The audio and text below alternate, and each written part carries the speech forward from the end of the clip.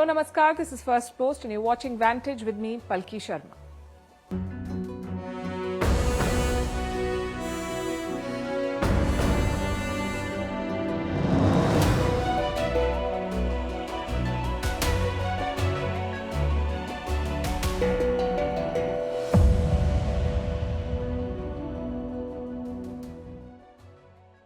Happy Liberation Day to all Americans who are celebrating.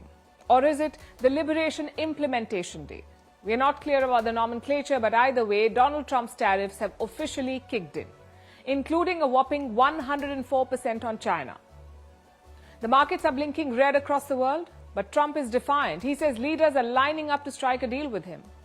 We'll tell you what his negotiation plans are and how the tariffs will be imposed. Also, how will India deal with it?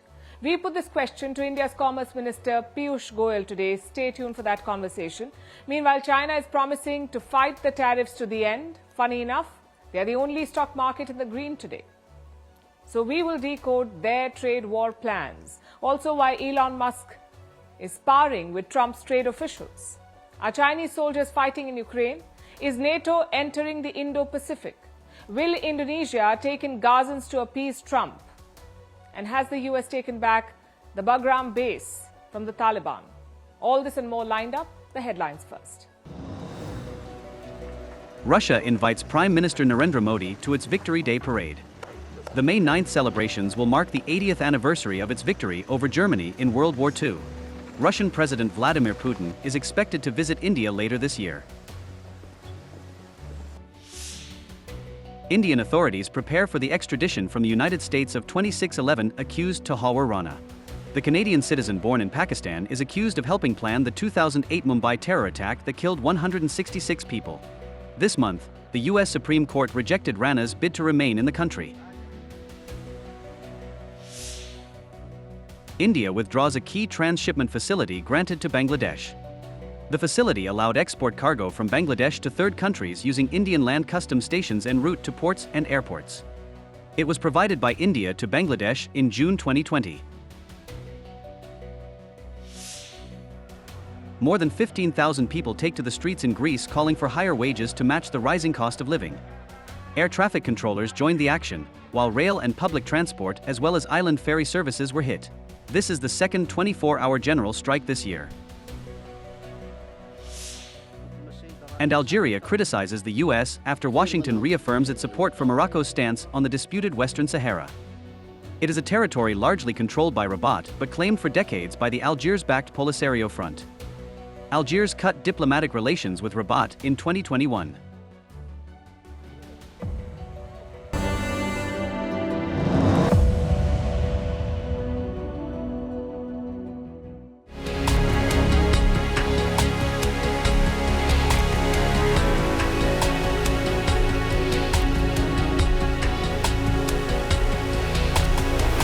These countries are calling us up, kissing my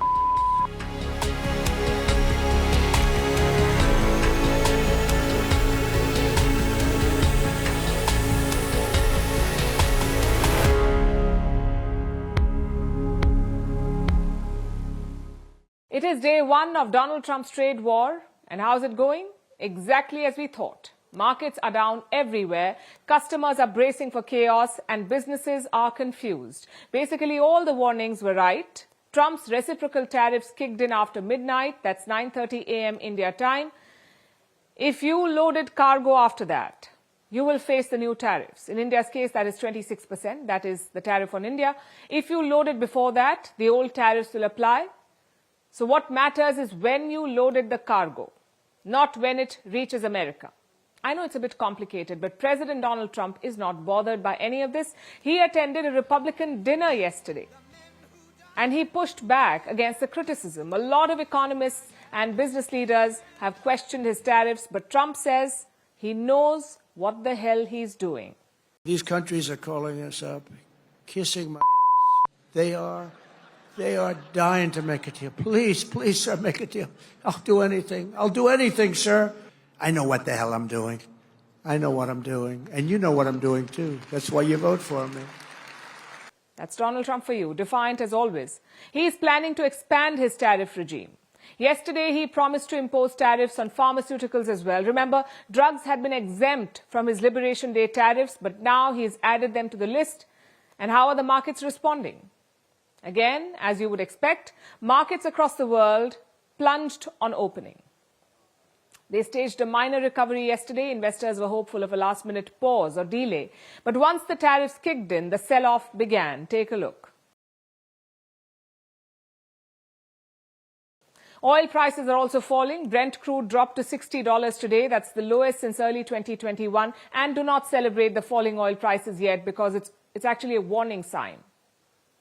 The markets are bracing for an economic slowdown, possibly even a recession. And that is why oil prices are falling, because economic activity is expected to fall. I know all of this sounds scary, but remember, this is a man-made crisis. So there are exit ramps all over the place. The question is, does Donald Trump even want an exit? We are getting mixed messages from the White House. His trade officials say, do not expect relief. Exemptions will not be given in the near term. Senator, the president has been clear with me and with others that he does not intend to have exclusions and exemptions, especially given the nature of the action. If you have Swiss cheese in the action, it can undermine the overall point, which is to get rid of the deficit, achieve reciprocity. So no exemptions. What's the other exit ramp? Possibly trade deals. Trump is open to the idea of negotiations. He says he wants highly tailored deals. Listen to this. And we're doing very well in making, I call them tailored deals, not off the rack. These are tailored, highly tailored deals. Right now, Japan is flying here to make a deal. South Korea is flying here to make a deal, and others are flying here. This is clearly a shift. A lot of people did call the tariffs a negotiating tactic, but the White House has rejected those claims. Now Trump himself is open to talks. The question is, what are these tailored deals? The White House later offered an explanation. The deals will be customized for each country. They will factor in certain variables. Say, the US offers foreign aid to a particular country, or the US has soldiers in certain countries. Even that will be factored in. The president's message has been simple and consistent from the beginning. To countries around the world, bring us your best offers, and he will listen. I think the president, again, is going to have a custom, tailor-made approach to each and every country. And if that means discussions of foreign aid, of our military presence in these countries, how those troops are paid for, come to the table, that could be part of the negotiation in these economic negotiations. There is good news and bad news here. The good news is the rhetoric is softening. Trump is clearly keen on making deals. He doesn't want to keep these tariffs forever. The bad news is the demands are too steep. Some 70 countries have reached out to the United States. Imagine negotiating customized deals with all of them. 70 countries. It could take months, if not years. And that's enough time for the tariffs to hurt the global economy. And do not forget, not every country is offering concessions. China wants to fight till the end. The Europeans are imposing tariffs later this month, and Canada is also hitting back. So there is no guarantee that the trade war will end. The next few weeks will be crucial here. The high tariff goods will begin reaching America by the end of this month, and that's when customers will feel the pinch, when they start buying this stuff. Let's see if other countries can hold on till then. There are challenges ahead. Trump's tariffs have shaken markets across the world, as you saw. How will they impact India? Indian goods face a 26% tariff in the US. That's not as severe as China, which now faces a 104% tariff, or Vietnam, which is at 46%, or even Cambodia at 49%. Relatively, India is better off. But it's not insulated from the shock either. And that became clear today when the Reserve Bank of India slashed the country's growth forecast. Taking all these factors into consideration, real GDP is now projected for this fiscal 25-26 at 6.5%, with Q1 at 6.5%, Q2 at 6.7%, Q3 at 6.6%, and Q4 at 6.3%. While the risks are evenly balanced around these baseline projections, uncertainties remain high in the wake of recent spike in global volatility. This is India's central bank. It now says that India is expected to grow at 6.5% this year. Earlier, the projection was 6.7%. So it's a drop of 0.2%. The Reserve Bank of India, or the RBI, is responding to the Trump tariffs. It is cutting interest rates in a big way. Today, they announced a 0.25% cut. This is the second rate cut of 2025. More cuts are likely during the year. And why is this important? Because interest rates are a valuable tool for any central bank. Think of them as a money tap. When the rates go down, when interest rates go down, the tap opens. So more money flows into the economy because loans become cheaper. When the interest rates go up, the tap tightens. It slows the flow of cash. The first rate cut was announced in February. It was the first one in nearly 5 years, the first rate cut by India's central bank. Back then, inflation was running high, so the RBI had raised interest rates to cool the economy. This is during the pandemic. Naturally, when rates are being cut now, it will open the money tap once again. The RBI is basically trying to stimulate the economy. It wants to avoid any possibility of slowdown that the Trump tariffs might induce. They're pushing more cash into the economy. They want people to spend. So that's the RBI's response to the tariffs. What about the government of India? How will India respond to these tariffs? For the moment, the plan is to respond with restraint. Today, India's External Affairs Minister spoke about this. S. Jaishankar said that India's priority is to strike a trade deal. We decided that we will engage the Trump administration early on this set of issues. And we were very open with them, very constructive with them, as they were with us. And what we agreed to do was to try to negotiate a bilateral trade agreement by fall of this year. So from the Indian perspective, actually doing, working out something bilaterally with the United States is not at all a sort of a negative or a sort of unwanted situation. On the contrary, it is something which has long been our objective. So the goal is to finalize a trade deal by fall. In principle, that should make the tariffs go away. Because India holds some unique advantages in this situation. It began talks with the Trump administration early on, and Trump himself wants this deal done. There is an in-principle agreement between the US and India, but with Donald Trump, you never really know. He has a habit of shifting goalposts. So what is India's strategy to negotiate with an erratic US president? Just a few hours back, we spoke with Piyush Goyal, India's Commerce Minister. He is leading the negotiations from the Indian side. Piyush Goyal has been engaging with his counterparts in the United States, and here is how he sees the current situation. Trump tariffs have kicked in. Markets are volatile. Recession fears loom. What is India's strategy, sir? Thank you, Palki. I think we've all seen the way Prime Minister Modi has deftly managed the entire situation. He was first off the block in building back his old friendship and relationship with President Trump. They both jointly declared that the US and India are trusted partners, and we will work towards a bilateral trade agreement by fall of 2025. I think our strategy is very clear. We are engaged with the US. You've been at the forefront of the conversations, and you've engaged with the Americans and your counterparts in Washington, D.C. What have they told you? What is their primary concern? Is it the trade surplus, or is it the high tariffs? What do they want to fix? The whole issue is about fair trade. We saw the trade deficit with China grow by leaps and bounds. And India and Indian manufacturers, Indian industry, Indian trade suffered massively. Similarly, the US has suffered massive trade deficits because of the non-market economy that is China, because of their predatory pricing or unfair trade practices.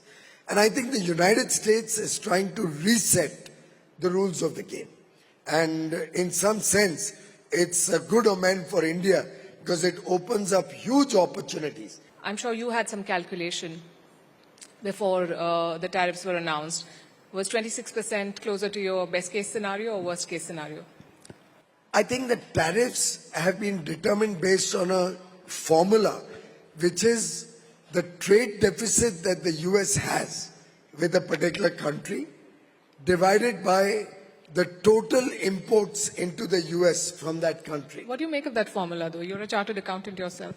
I would not like to comment on a formula that's used by the United States. Basis that formula, they've come up with different tariffs for different countries. We believe that India was not one of those countries which really needed to have tariffs on them because we were already in engagement for a bilateral trade deal. But I think the US has not differentiated. For every country, they've come out with a number. But we are in constant engagement, and I think we'll be working with them to take off these additional tariffs in the days to come.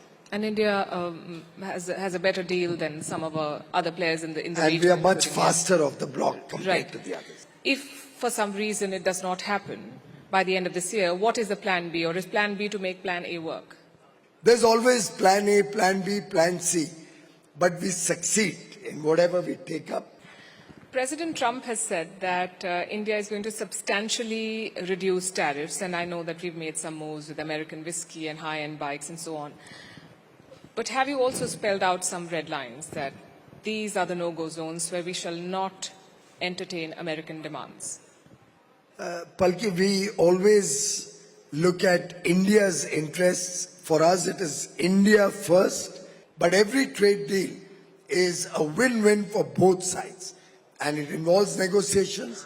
We never negotiate on the platform of a news channel. Negotiations are behind closed doors. And there's a lot of give and take that happens. But the final outcome will always be in India's interest. That assurance I can give to all Indian countrymen. So negotiation, not confrontation. That is how India is approaching the situation. Reports say India may offer duty-free imports to the United States. This could cover a wide range of sectors. This might help speed up the deal as well. But such an offer would come with strict conditions. At the same time, New Delhi is keeping its options open. Along with America, India is negotiating with 7 other countries. This includes the United Kingdom and New Zealand and blocs like the European Union. We want trade deals with all of them. New Delhi is exploring free trade pacts with multiple players. West Asia is in the mix as well. Countries like Bahrain and Qatar have shown interest. They want trade deals with India. So New Delhi is taking a pragmatic approach. Yes, Trump's trade war is a challenge, but India has a rare chance as well, a chance to build new trade alliances, to help reshape global supply chains. India could make and should make the most of it. Right now, China is paying a 104% tariff.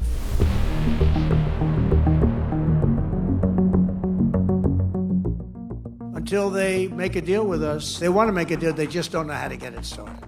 Because they're proud people.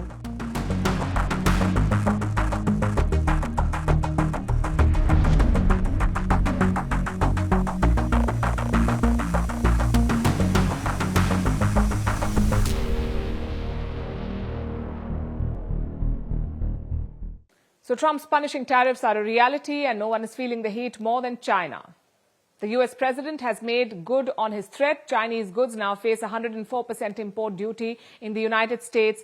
Trump has raised the tariffs on China by another 50%. Why? Because China decided to hit back. Beijing imposed retaliatory tariffs on American products, so President Trump responded by raising the pressure. But despite this escalation, he believes that China still wants a deal. Listen to what the White House said last night. Look, I just spoke to the president about this, and he believes that China wants to make a deal with the United States. He believes China has to make a deal with the United States. It was a mistake for China to retaliate. The president, when America is punched, he punches back harder. That's why there will be 104% tariffs going into effect on China tonight at midnight. Does China want to make a deal? It does not look like it at the moment. Earlier today, China retaliated once again. In the last round, it had imposed 34% tariffs on US imports. Now it has raised it to 84%. China has slapped an 84% tariff on American imports. And with this, China issued a fresh statement. It repeated what it said yesterday, that they are ready to fight till the end. The US will, and I'm quoting, the US will reap what it sows. That is the message from Beijing. The U.S. side is still imposing extreme pressure on China by imposing tariffs indiscriminately. China firmly opposes and will never accept such arrogant and bullying behavior. If the U.S. really wants to solve the problem through dialogue and negotiations, it should show an attitude of equality, respect, and reciprocity. If the U.S. disregards the interests of both countries and the international community and insists on waging a tariff war and trade war, China will definitely retaliate. That doesn't sound like someone who wants a deal. Beijing is considering more ways to hit back, like banning US companies from buying Chinese products and limiting exports of rare earths. These are minerals which are needed to make modern electronics. Even selling US treasuries is on the table. So those are some of the steps that China can take in the short term. This may cause some pain for the US, but what is China's long-term plan? How will it counter the Trump tariffs and stabilize its exports? First, let's look at the problem that China is trying to solve. How big is it? The US is China's largest trade partner. Every year, America buys Chinese goods worth billions of dollars. Last year, they bought $440 billion worth of products. Trump's tariffs will hit a large number of these products. They face 104% tax now, which makes Chinese goods far more expensive for the US market. So China needs alternatives. It is trying to make new friends, build stronger economic ties with other nations. In fact, China began laying the groundwork before the tariffs kicked in. It met with officials from Japan and South Korea. This was about a week ago. And the outcome was a pledge. China, Japan, and South Korea agreed to deepen their economic ties. Similarly, Beijing made an outreach to Europe as well. Recently, a Chinese vice minister for finance visited Brussels. He offered an alliance to the EU, an alliance to protect multilateral trade. Beijing is knocking on New Delhi's door too. A week ago, the Chinese president sent a letter. It was the 75th anniversary of India-China diplomatic ties. So Xi Jinping wrote to India's President Draupadi Murmu. He called for deeper diplomatic ties and a dragon-elephant tango, as he put it.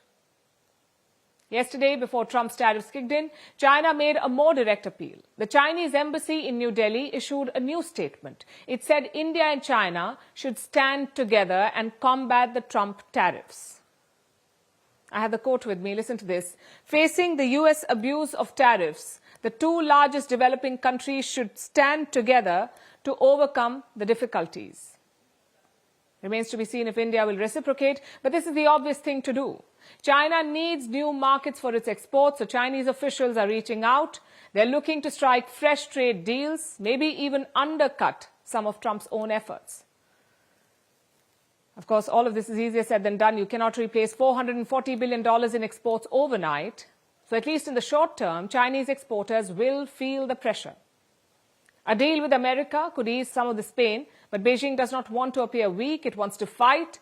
Trump fired the first shot in this trade fight. China has vowed to fight back and retaliate every step of the way. So by all accounts, this trade war is set to escalate. Money can buy a lot of things. It can buy you fast cars, faster rockets, a brain chip company, even an entire social media platform. But money cannot buy you everything. It cannot buy you the Oval Office. And that's a lesson that Elon Musk is learning the hard way. He backed Donald Trump in the elections. He became Trump's biggest donor. He used X to cheerlead for the US president when he was the candidate. But none of that is translating into real influence where it really matters, especially in the latest tariff drama. Trump's new tariffs kicked in today. It's a trade war that hits everyone.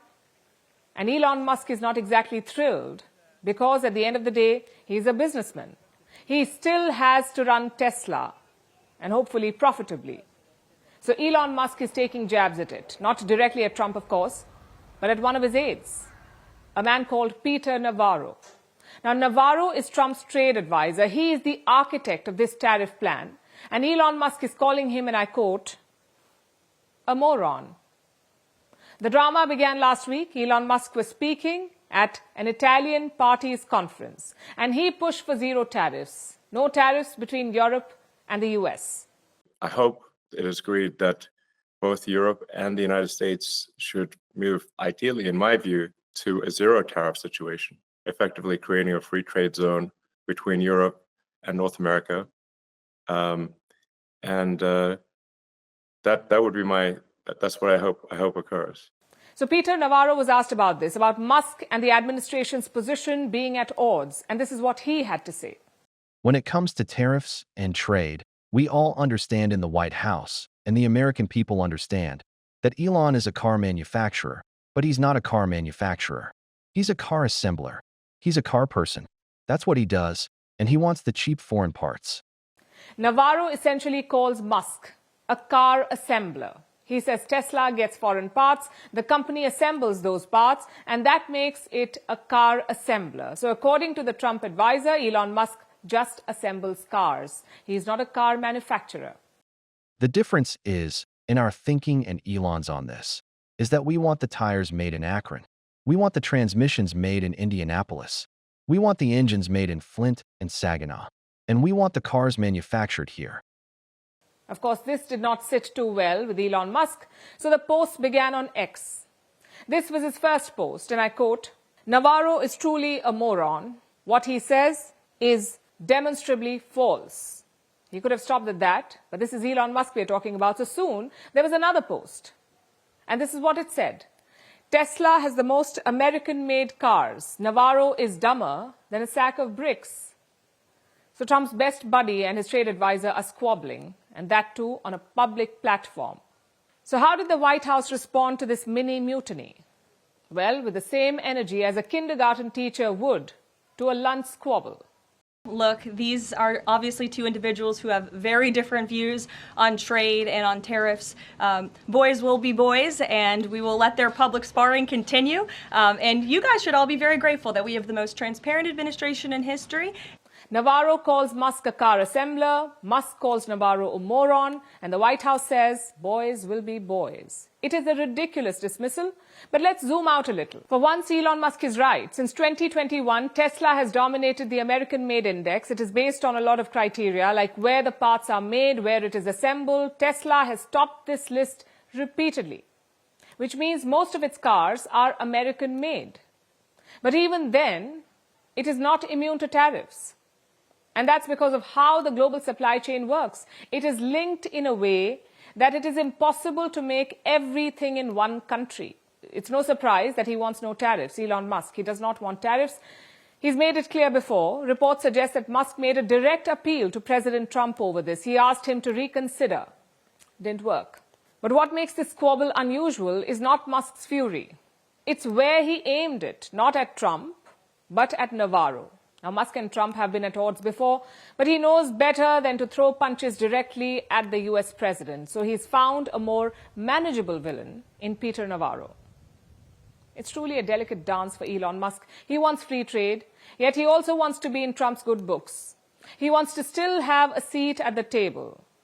So that's the balancing act that Elon Musk now faces. He's learning that real power does not come from donations or tweets alone. It comes from policy and politics. And for now, he's outside the Oval Office, knocking and not commanding. Money can buy you a platform, like we said, but not always a place at the table. Now let's turn to the Ukraine war. President Volodymyr Zelensky has dropped a bombshell. Ukraine claims that it has captured 2 Chinese nationals. They were caught while fighting on behalf of Russia. 2 Chinese nationals fighting for Russia. Kiev says these 2 have been captured, but there are more. And this is not a battlefield update. It is a geopolitical earthquake. Till now, we knew about North Korean troops fighting in Ukraine, but now Chinese nationals seem to be joining in. China's claims of neutrality are in tatters. Are these soldiers of the Chinese army or mercenaries being sent by Beijing? Our next report has more. On the 8th of April, Ukrainian President Volodymyr Zelensky addressed his nation. Zelensky said at least 2 Chinese nationals were captured by his troops. Ukraine says it has documents and identification cards as proof. Zelensky says there are more Chinese nationals who are fighting on the front lines. We captured Chinese soldiers on Ukrainian territory. Ukrainians entered the battle in Donetsk region, in Tarasivka and Belohorivka, with 6 Chinese soldiers, 2 were captured. Accordingly, there are documents, there are their passports, there are even credit cards. These are citizens of China. I think this is a very important element. Here's how the events unfolded. Ukrainian troops launched an assault on Russian positions. This happened in the Donetsk region, which Russia now occupies. The Ukrainian assault began in 2 cities, Tarasivka and Belohorivka. And it was during this skirmish that the Chinese nationals were captured. Ukraine was quick to respond. The Chinese ambassador in Kyiv was summoned and he was questioned about the latest developments. Beijing has now responded, deny and deflect. China's position on the Ukrainian crisis issue is clear and widely recognized by the international community. It needs to be emphasized that the Chinese government had always requested its citizens to stay away from areas of armed conflict and avoid being involved in armed conflict in any form, especially participating in the military operations of any army.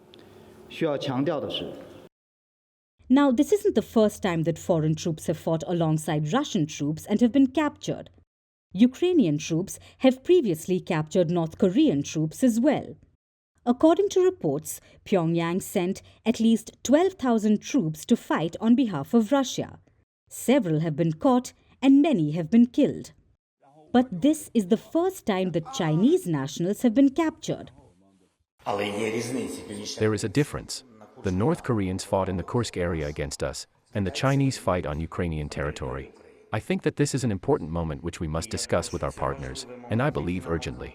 I know that we're a strong country, but we cannot fight so many countries at once that all need something on our land. So are these personnel from the Chinese army or are they mercenaries? Russia is fast-tracking the recruitment of men to fight on the front lines, and Moscow is even taking applications from foreigners. Several citizens of other countries have fought alongside Russian troops, and this now includes Chinese. Reports show that many Chinese nationals have volunteered to fight on behalf of Russia, though it's unclear whether they are affiliated to the Chinese armed forces. But the latest developments only paint China in bad light. Beijing's claims of being neutral are now down the drain. Ukraine is accusing China of enabling Russia's war. Kyiv has urged allies to respond to the latest developments. But some questions remain. Why are Chinese nationals fighting in Ukraine? Are they personnel from the Chinese army trying to gain combat experience? Or are they mercenaries wanting to earn an extra buck?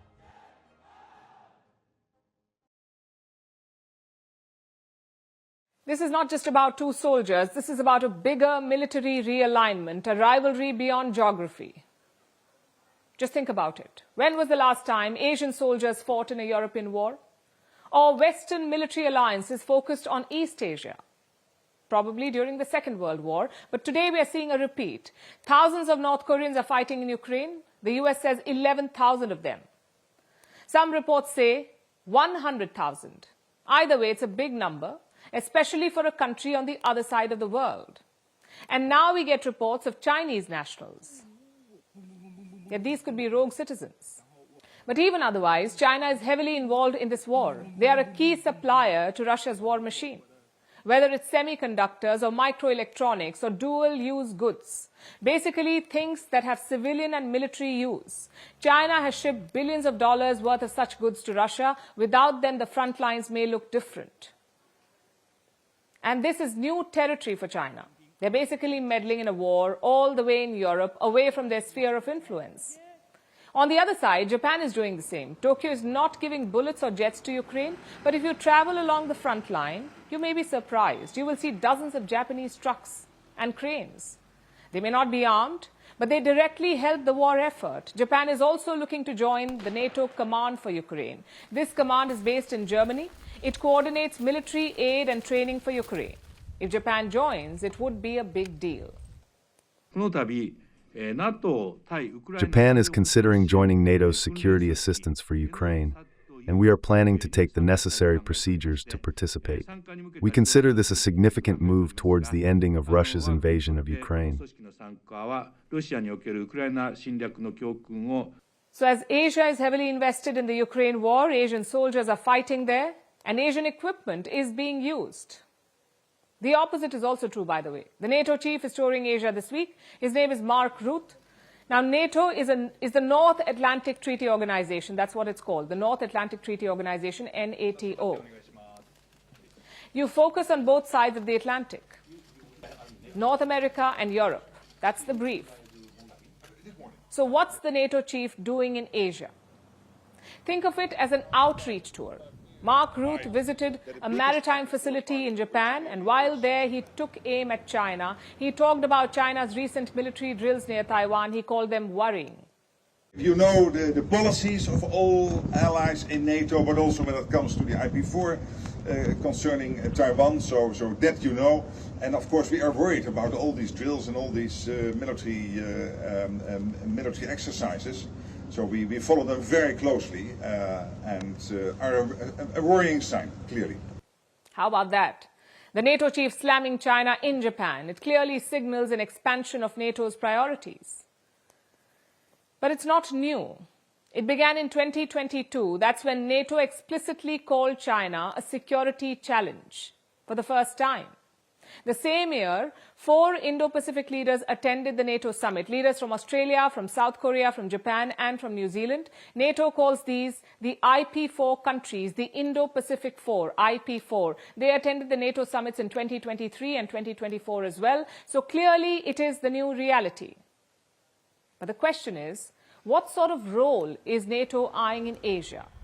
And is it sanctioned by the Americans? The alliance chief offered some clues. He says Washington asked him to undertake this trip.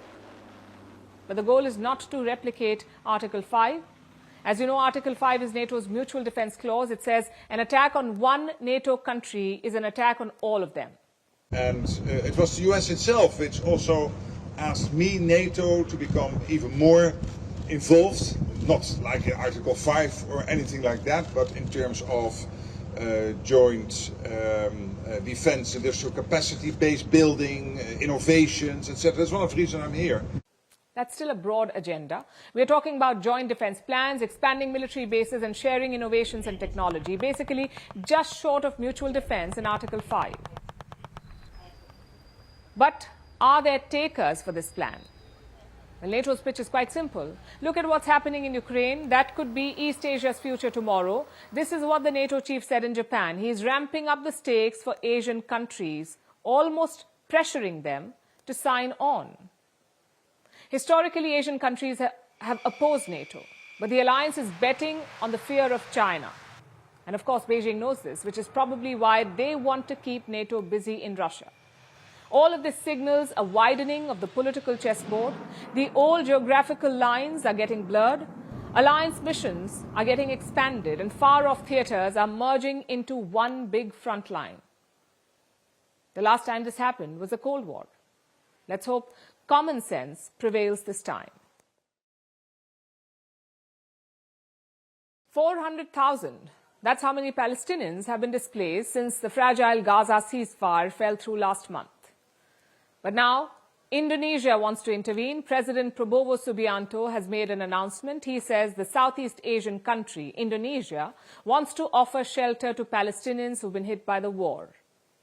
This will be on a temporary basis, and it will apply to orphans and people in need of medical treatment. Subianto expects 1,000 evacuees in the first wave, and this comes days after Jakarta discussed a pilot program to allow Gazans to emigrate to Indonesia for work. So what's behind these moves, and what does Subianto hope to achieve with them? Here's a report. Gaza increasingly looks like a quote-unquote killing field. Since Israel renewed its offensive last month, 1,449 Palestinians have been killed. About 400,000 have been displaced. Indonesia has now offered a helping hand. President Prabowo Subianto is ready to shelter Palestinians, specifically medical evacuees and children orphaned by the war. He claims he's instructed the foreign minister to start discussions with the Palestinian authorities and draw up a plan on how they'll be evacuated. Subianto intends to send planes to transport the victims.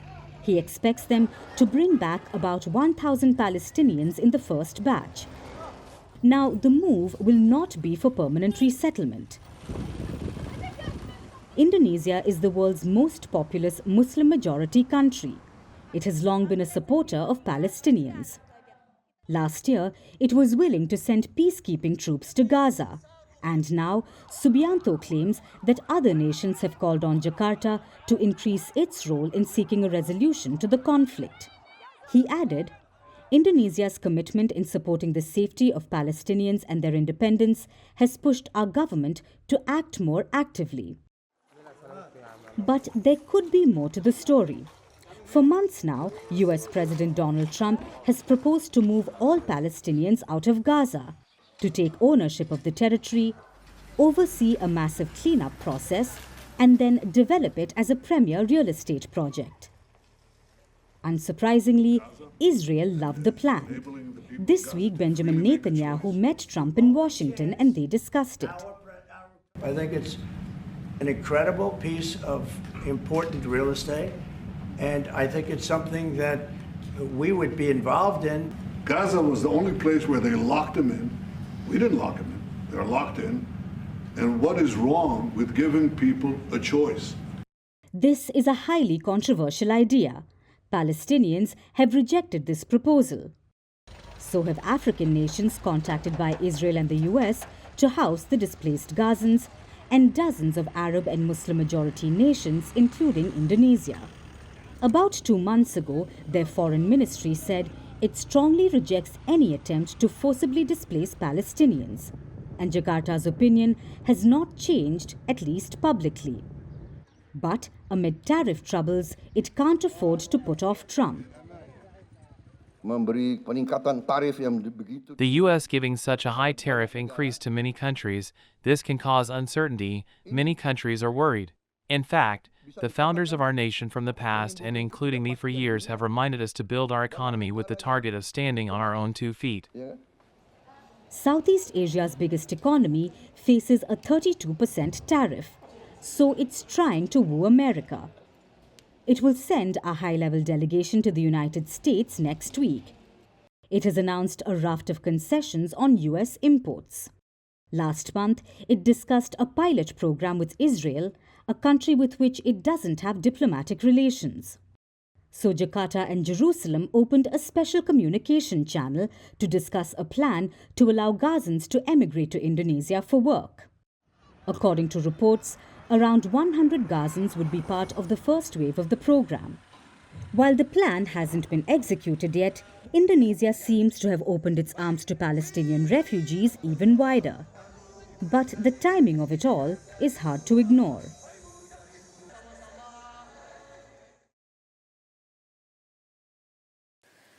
Our next story is like the plot twist of a geopolitical thriller. And for that, we are turning to Afghanistan. The US wants to make a comeback to Afghanistan. American military planes have been spotted at the Bagram airbase. Yes, Bagram, the very same base that Washington abandoned in 2021. Military equipment worth billions was left behind, not to mention allied Afghan troops. They were all left behind. It was a chaotic exit and a PR disaster for the world's largest military. 4 years have gone by. There is a new sheriff in town. I'm talking about Donald Trump, of course. And now the Americans are making a U-turn. They want Bagram back. Well, here's what we know. On the 7th of April, reports emerged about increased air activity near Kabul. Open source flight trackers, in fact, gave a better picture. An American C-17 military plane landed in Bagram. It is a massive cargo aircraft. It is hard to miss. It reportedly touched down in Bagram, but the plane was not empty. it offloaded military hardware and senior intelligence officials, including the CIA deputy chief, Michael Ellis. Clearly, the Americans are up to something, and it has the Taliban stamp of approval. They wouldn't want the Americans back unless there's a trade-off. More on that later. Some reports also say that the Taliban has handed Bagram back to the US.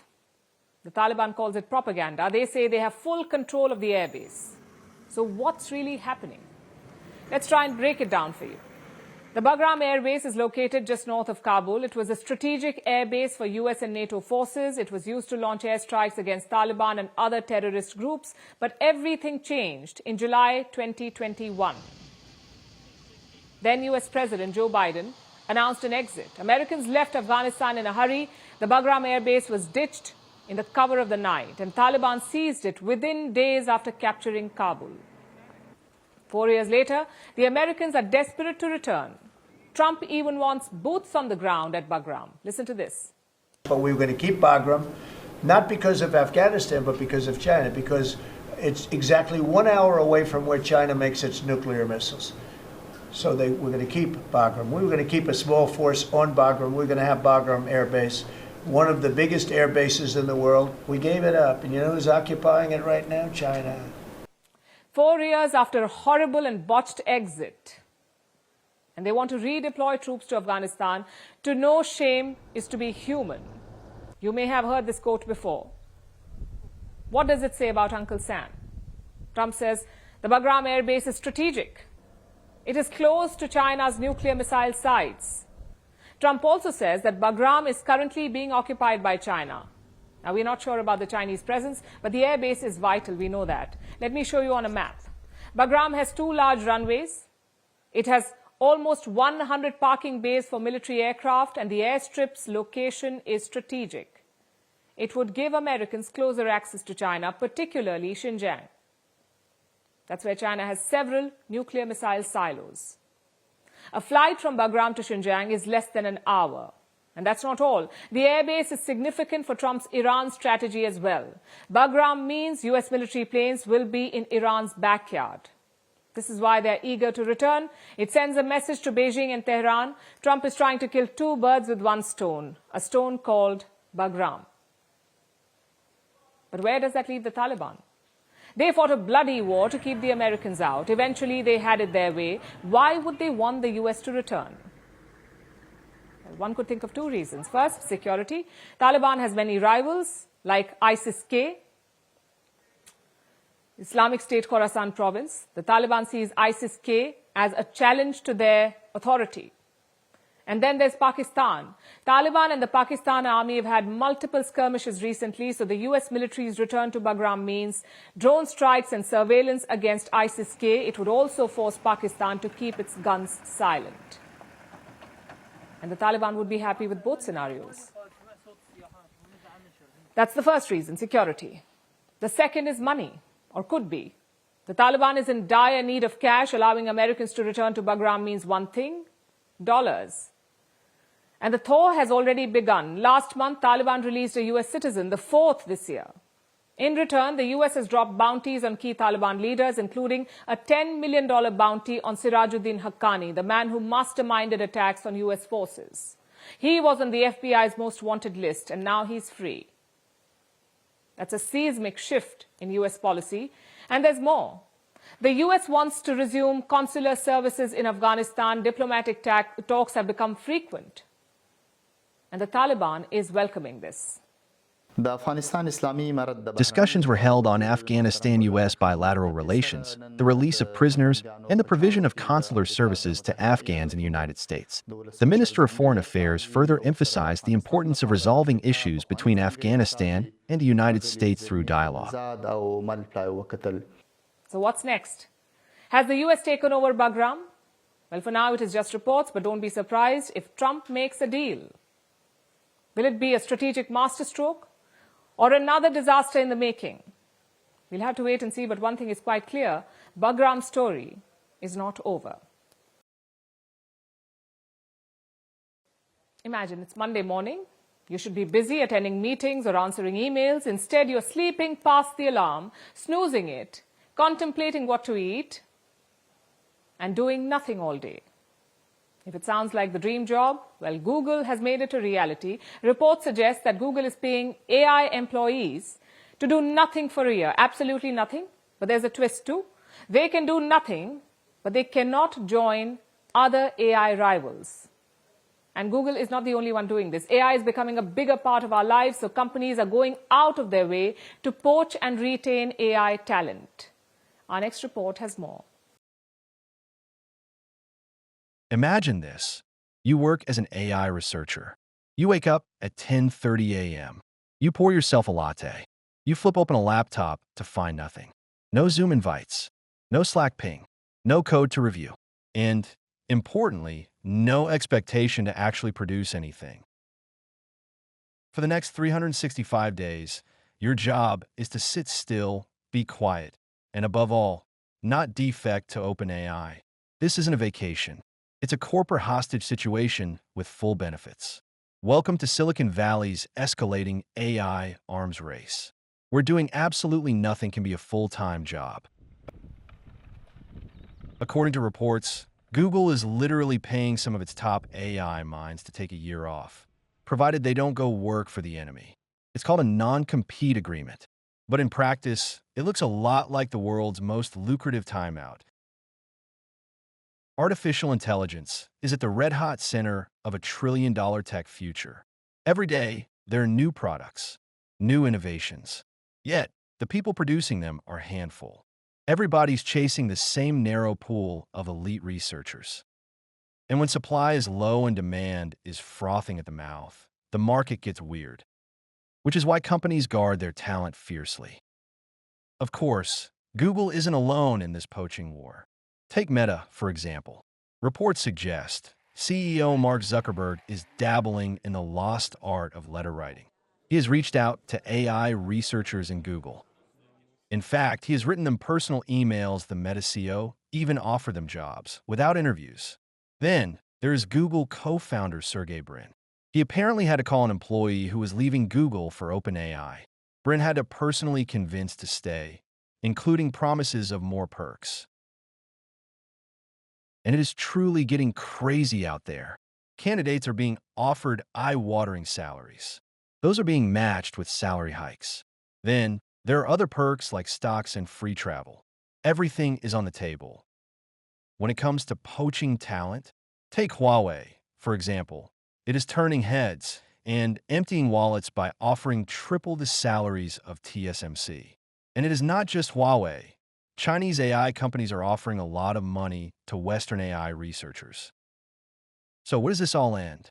With more money, more non-disclosure agreements, more secrecy, and probably more burnouts.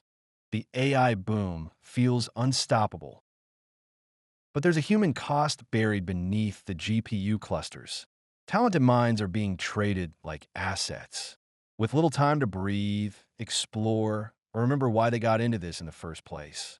For now, the war for AI talent is real, and it's only getting weirder. If you're lucky enough to be in that top 1% of AI minds, congratulations. Someone out there is probably willing to pay you a fortune to just stop showing up.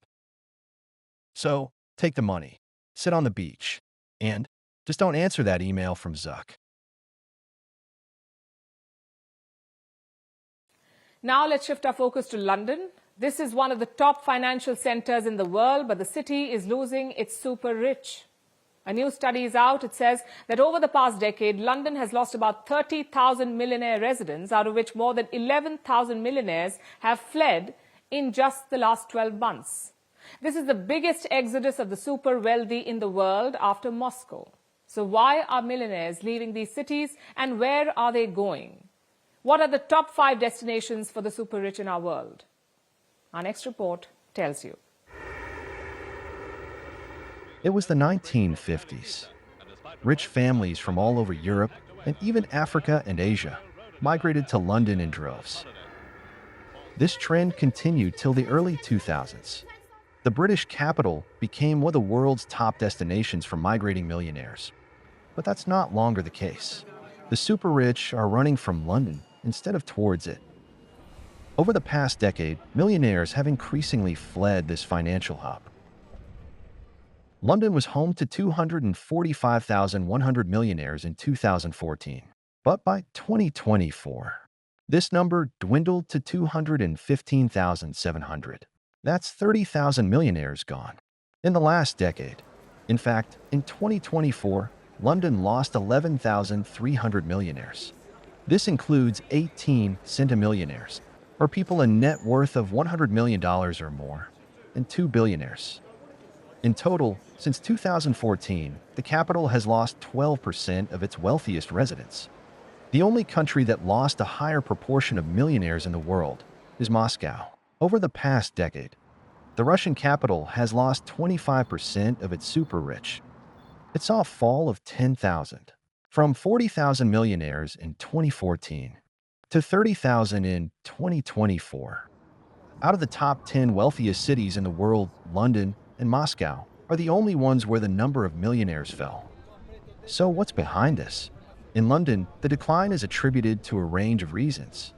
Economic uncertainty after the Brexit, failure to recover from the 2008 recession, tax rises under the Conservative and Labour governments, and fall in the value of the pound. As for Moscow, the exodus of the elite is mainly driven by President Vladimir Putin's invasion of Ukraine. So if the super-rich are fleeing London and Moscow, where are they going? In recent years, 3 cities have experienced the highest growth in millionaires: Shenzhen and Hangzhou in China, which demonstrate potential as emerging tech hubs, and Dubai in the United Arab Emirates, mostly thanks to its combination of no income or capital gains taxes, and its ease of doing business. That said, these cities are far behind the top 5 global hotspots for the ultra-wealthy. The Big Apple seems to be the apple of most millionaires' eyes, because overall, New York is ranked as the richest city in the world.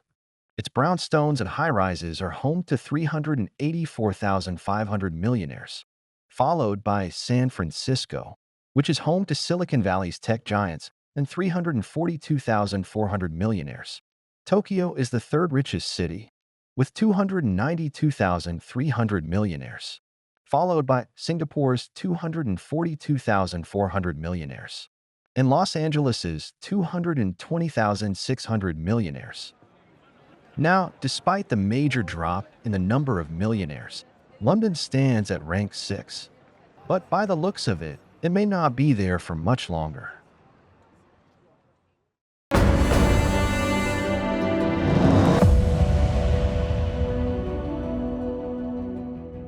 This week marked the end of Season 3 of White Lotus. It is one of the most watched shows in the world. It's basically a dark comedy, a mocking take on the rich, powerful people living in a world of their own, not affected by what happens outside.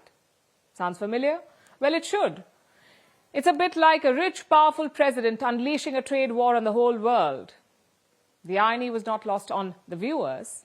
Even otherwise, some of the audience felt underwhelmed. Take a look.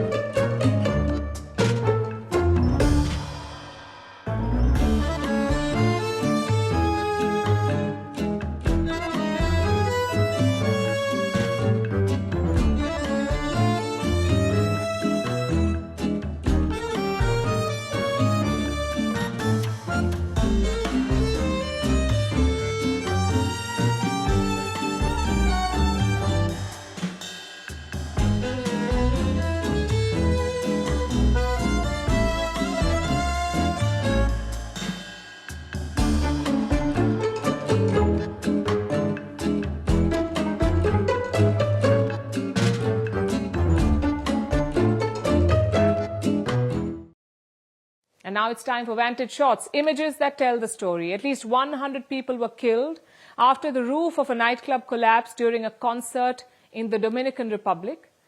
Former UK Prime Minister Boris Johnson was attacked by an ostrich during a safari.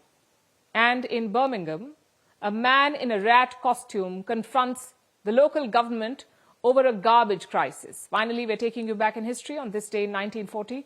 Nazi Germany invaded Denmark and Norway during the Second World War. Denmark surrendered. It was occupied almost immediately. Norway resisted for 2 months, but it later surrendered to the Nazis. We're leaving you on that note. Thank you for watching. We'll see you tomorrow.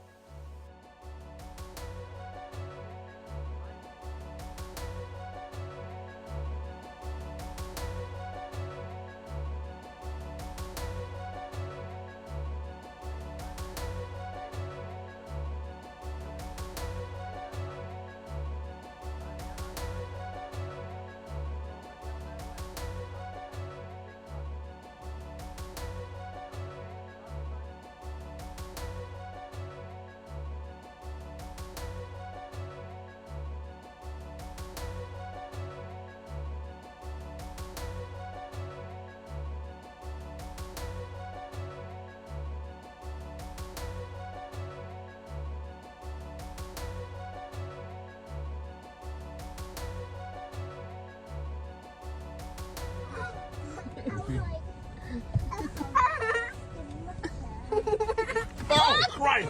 Aquí. Oh, Christ! Aquí.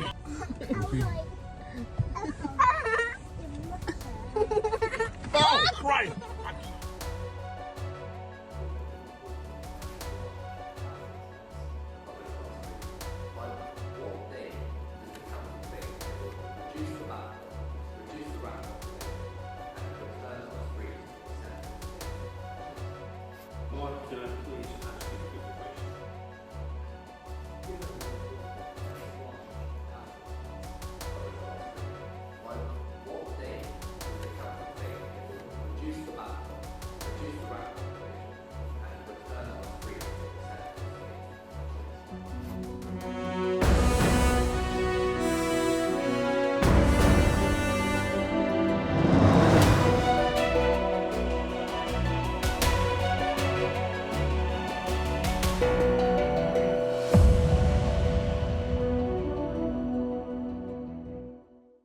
Greeting you with aloha and namaste.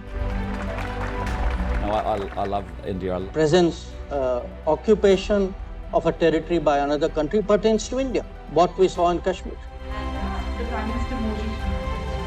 How do you see Trump's America? Yes, the current administration behaves differently from the previous administration.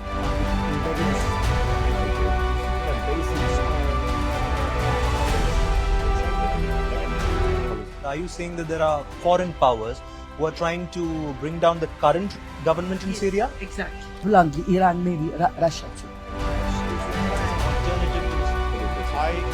Prime Minister Modi committed to South-South, cooperation. Not over 50%. Is Ukraine prepared to pay the price for that peace? No compromises at the cost of territorial integrity and sovereignty.